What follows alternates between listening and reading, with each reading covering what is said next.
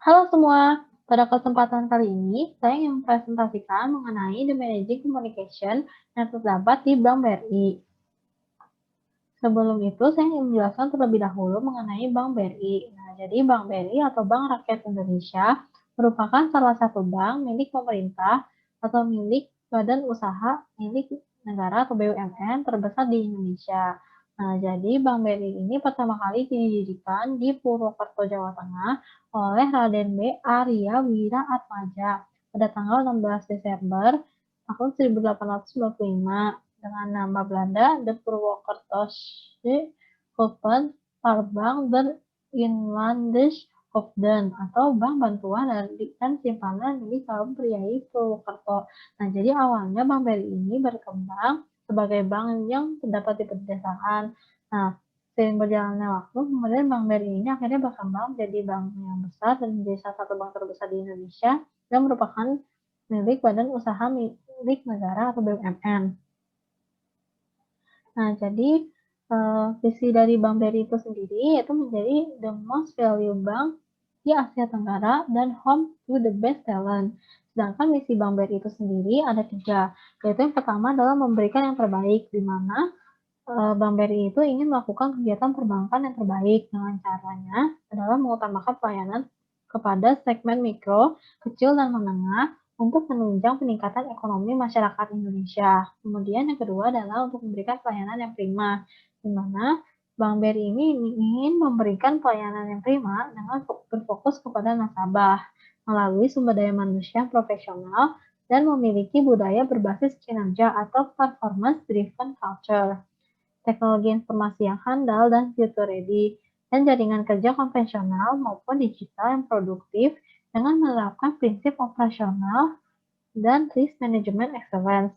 Kemudian yang ketiga adalah bekerja dengan optimal dan baik, di mana Bank BRI ini ingin memberikan keuntungan dan manfaat yang optimal kepada pihak-pihak yang berkepentingan atau stakeholders dengan memperhatikan berbagai prinsip keuangan yang berkelanjutan serta praktik good corporate governance yang sangat baik. Kemudian tipe komunikasi dalam suatu perusahaan itu ada 2, yaitu yang pertama adalah formal communication dan informal communication. Nah, jadi formal communication ini merupakan komunikasi yang terjalin antara manajer dengan karyawannya atau sebaliknya, karyawan dengan manajernya.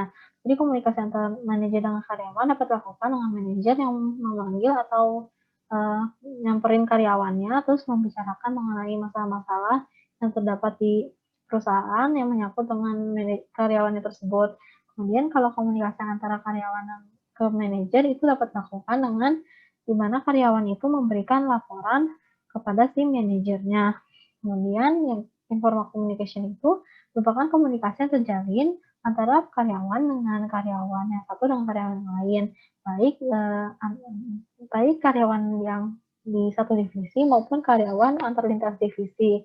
Nah, jadi informal communication atau komunikasi informal ini merupakan komunikasi yang tidak ditentukan oleh hierarki struktural. Nah, kemudian komunikasi formal yang terdapat di Bank BRI itu sendiri, penerapannya itu sesuai dengan komunikasi interpersonal De Vito, di mana teori komunikasi ini mengatakan atau teori komunikasi interpersonal ini merupakan proses pengiriman dan penerimaan pesan-pesan antara dua orang atau antara sekelompok kecil orang-orang dengan beberapa efek dan beberapa feedback atau umpan balik. Nah, jadi menurut De Vito itu sendiri di komunikasi interpersonal terdapat 3 aspek, yaitu yang pertama adalah komunikasi interpersonal yang efektif, itu harus terbuka kepada orang yang diajak dalam berinteraksi. Namun dalam berinteraksi itu, orangnya tidak harus mengungkapkan semua mengenai riwayat hidupnya. Jadi, dalam hal ini harus adanya kesediaan orang tersebut untuk membukakan diri serta mengungkapkan informasi mengenai dirinya.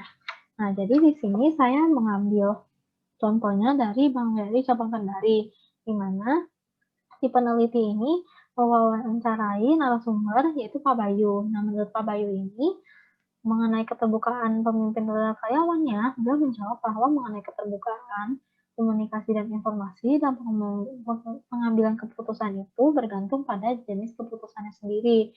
Jika keputusan operasional itu hanya karyawan yang dilibatkan, hal tersebut itu karena menyangkut pada program perusahaan.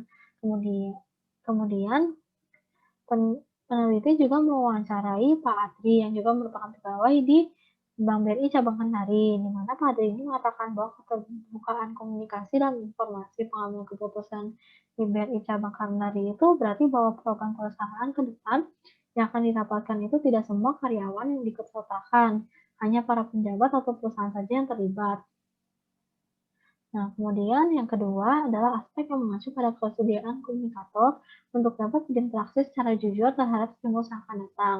Nah, contohnya di sini, peneliti mewawancarai salah satu pegawai di Bank BRI Cabang Kendari, yaitu Pak Amir. Pak Amir ini berprofesi sebagai asisten pemasaran dana. Nah, menurut Pak Amir itu sendiri, beliau mengatakan jika ada masalah di perusahaan, karyawan itu dapat mengungkapkannya dengan jujur. Nah, pengungkapan karyawan dengan jujur itu amat sangat penting.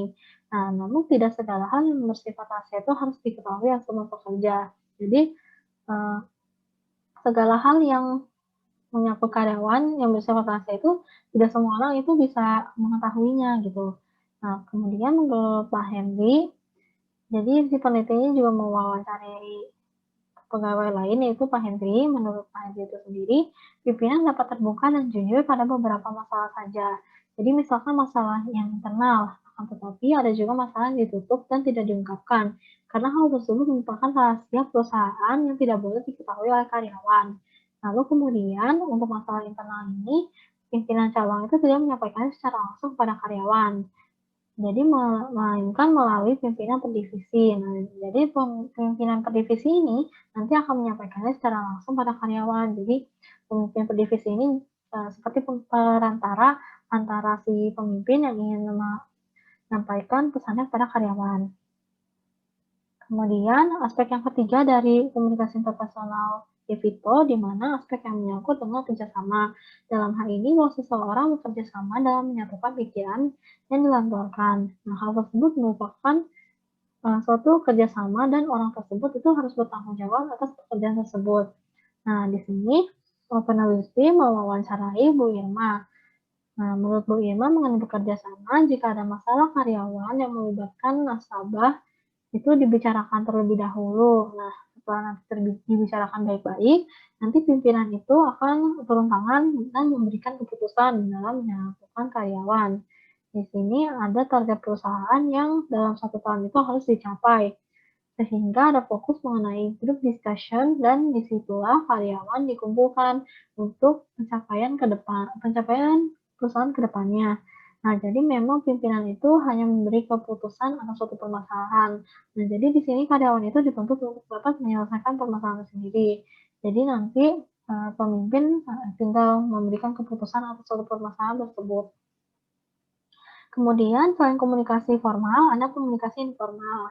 Nah, contoh komunikasi formal leader ini terjadi antara karyawan dan karyawannya. Nah, di sini peneliti mewawancarai narasumber yang bernama Pak Adri. Pak Adri ini juga merupakan pegawai di Bank BRI Cabang Kendari, di mana menurut Pak Adri, kerjasama antara pimpinan BRI Cabang Kendari dengan karyawannya itu lebih pada mencari permasalahan dalam arti sama-sama mencari solusi permasalahan.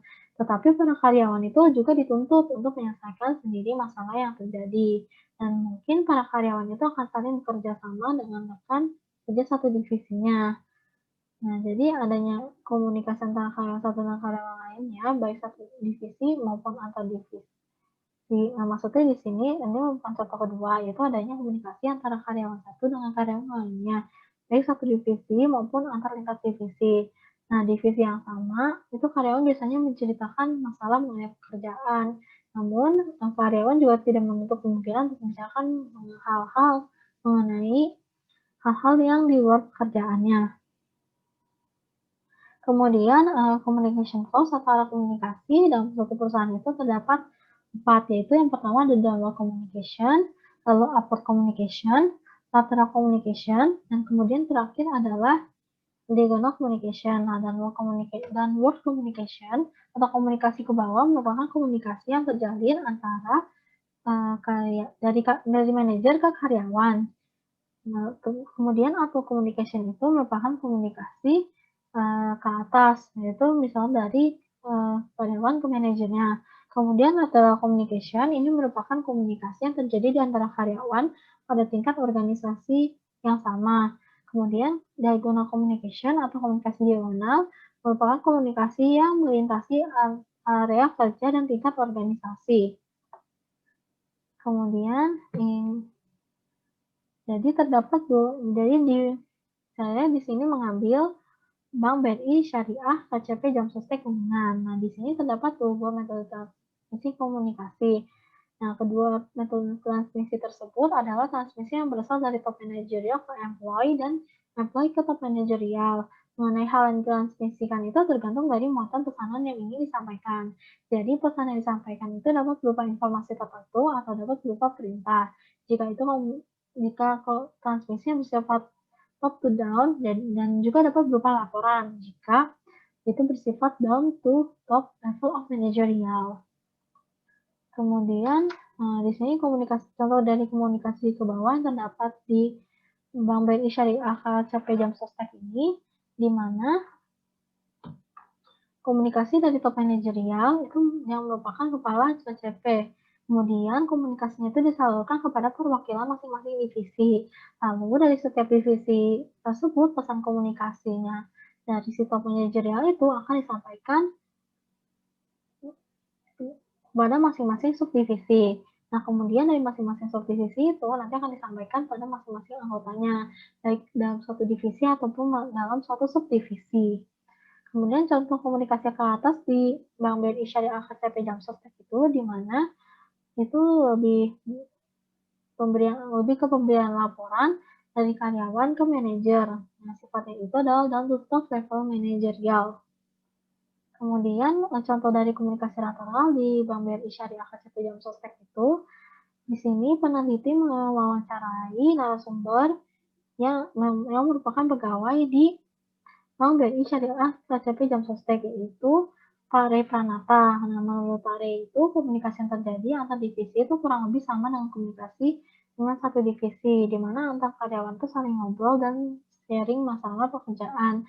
Namun juga ada sharing tentang hal-hal yang di luar pekerjaan. Nah, untuk komunikasi yang terjadi antar divisi ini, biasanya tuh komunikasi antara satu karyawan itu dicanggung karena karyawan itu tidak pernah akrab dengan satu divisi, namun mereka tuh tetap saling berkomunikasi dengan ngobrol walaupun obrolan itu nggak terlalu intens.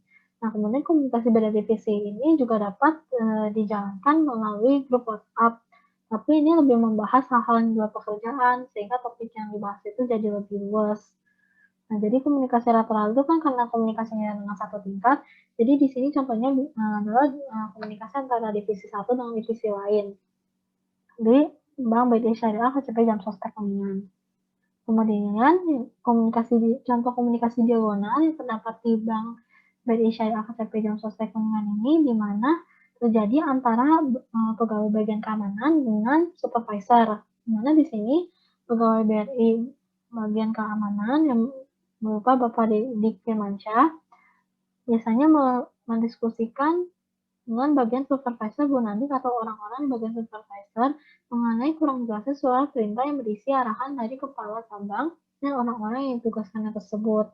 Jadi komunikasi ini itu disebut komunikasi diagonal karena terjadi komunikasi antara bagian keamanan dengan bagian supervisor, di mana bagian keamanan ini itu dibawahi langsung oleh pimpinan atau kepala cabang. Kemudian tipe of communication networks. Pada umumnya, type of communication networks itu ada 3, yaitu chain, well, and all channel. Nah, kemudian kalau tipe jaringan komunikasi di BRI itu sendiri adalah chain. Nah, kenapa? Karena jaringan komunikasi di Bank BRI Syariah KCP Jam Sostek Kuningan itu mengikuti garis komando dalam struktur birokrasinya. Kemudian tugas atau fungsi jabatan itu sudah ditetapkan kepada jabatan tersebut, baik mengalir ke atas maupun ke bawah. Kemudian berikut merupakan benefit of IT atau information technology, di mana ada 4 benefit of IT. Yang pertama adalah increased ability to monitor individual and team performance, better decision making based on based on more complete information, more collaboration and sharing of information, dan greater accessibility to coworkers. Nah, yang pertama adalah increased ability to monitor individual and team performance, atau peningkatan kemampuan untuk memantau kerja individu dan tim. Jadi di sini contohnya itu adalah Brinets. Nah, jadi Brinets ini merupakan salah satu bentuk usaha dan meningkatkan pelayanan di Bank BRI. Nah, jadi di sini Bank BRI itu mengimplementasikan sistem teknologi informasi dan komunikasi, yaitu si Brinets itu sendiri, yang merupakan singkatan dari BRI Integrated Network and Information System. Jadi,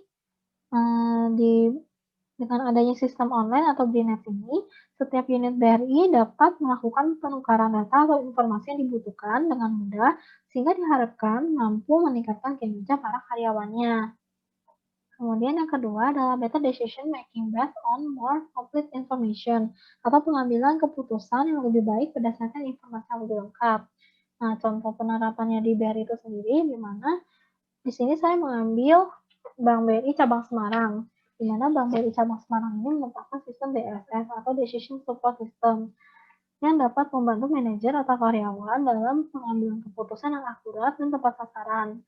Nah, jadi sistem pendukung keputusan atau DSS ini digunakan oleh Bank BRI Semarang untuk menentukan calon nasabah yang berhak menerima KPR dengan meskipun membutuhkan proses dan waktu yang cukup lama untuk calon nasabah melakukan pengajuan KPR ini.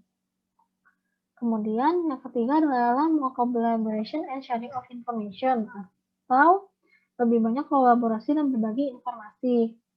Nah, jadi contoh penerapannya di Bank BRI ini, di mana Bank BRI itu telah menjalin kerjasama dengan Google Cloud dalam rangka akselerasi layanan keuangan berbasis digital di Indonesia. Nah, Direktur Digital Teknologi Informasi dan Operasi BRI, Indra Utoyo, mengatakan bahwa kerjasama dengan Google Cloud itu akan mempercepat peningkatan inklusi keuangan di Indonesia. Nah, percepatan inklusi keuangan ini dimungkinkan karena melalui kerjasama ini bisa memperkuat penggunaan sistem artificial intelligence atau AI, machine learning, dan big data, Google Cloud, sampai pembayaran online tanpa proses tatap muka. Beragam teknologi ini menghadirkan layanan keuangan yang lebih efisien dan simpel untuk nasabah. Nah, menurut Indra, ada 3 tujuan dan manfaat utama yang diraih BRI dari kerjasama dengan Google Cloud. Itu yang pertama adalah kerjasama ini memungkinkan BRI untuk meningkatkan kompetensi UMKM melalui pelatihan digital bersama Google Academy. Lalu kemudian yang kedua, terbukanya peluang BRI itu untuk melahirkan pengusaha-pengusaha atau micropreneur baru yang melek digital. Hal tersebut dimungkinkan karena kerjasama ini membuat BRI dapat lebih luas memanfaatkan fitur Google Ads demi mendorong promosi produk-produk UMKM di pasar tradisional. Kemudian yang ketiga, dengan adanya kerjasama ini dapat mempertajam akurasi artificial intelligence perseroan dalam hal manajemen risiko, yakni BRI Brain. Nah, kemudian benefit of IT yang terakhir, yaitu business accessibility to workers atau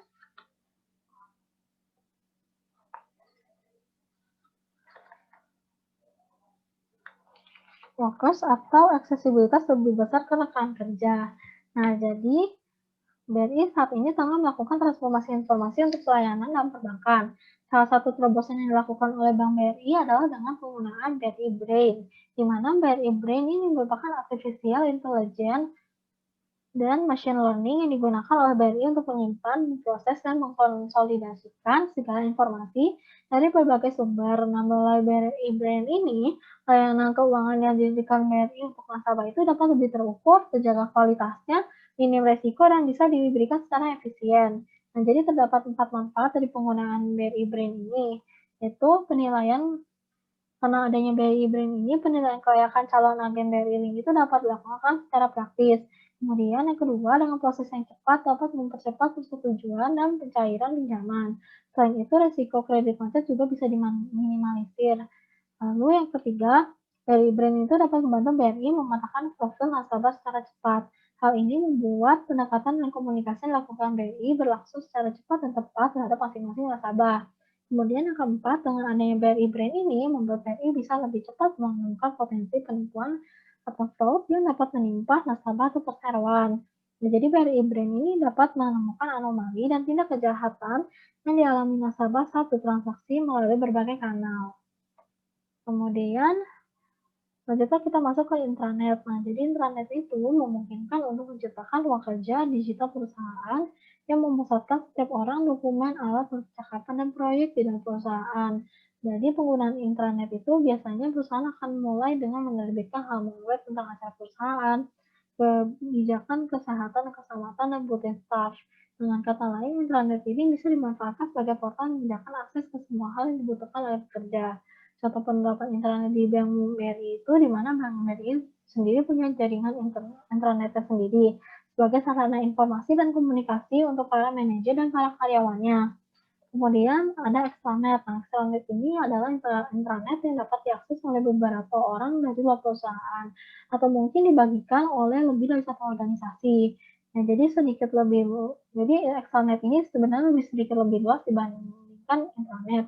Jadi extranet ini mampu menciptakan jaringan pribadi orang-orang yang berkepentingan dengan perusahaan, baik secara internal maupun secara eksternal, masuk klien, vendor, masuk mitra, dan sebagainya untuk saling berkomunikasi satu sama lain. Kemudian contoh penerapan ekstranet di Bank BRI ini, jadi Bank BRI ini bisa ekstranetnya itu dapat melalui email yaitu bri.co.id. Namun ada juga website perusahaan yaitu https://bri.co.id. Kemudian berikut merupakan daftar pustaka yang menjadi bahan saya untuk presentasi kali ini. Baiklah, sekian presentasi dari saya. Mohon maaf jika ada salah kata atau kata-kata yang kurang berkenan. Sekian dan terima kasih.